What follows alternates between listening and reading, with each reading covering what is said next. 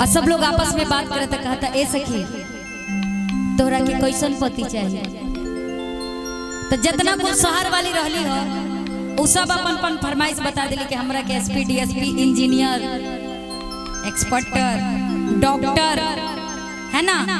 लेकिन जो गांव के लड़के बिया वो कहता कि ना सखी हमरा के एक्सपर्टर एसपी डीएसपी इंजीनियर डॉक्टर ना चाहिए, हमरा के एगो किसान पति चाहिए जे कि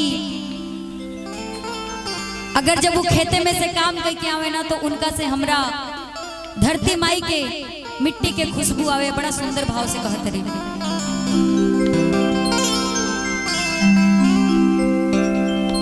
केहू के तल्ला दो तल्ला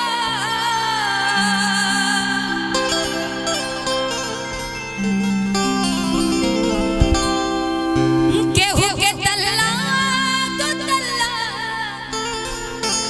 के मकनिए नीक बाहो के मकनिए नीक बा सखिया रे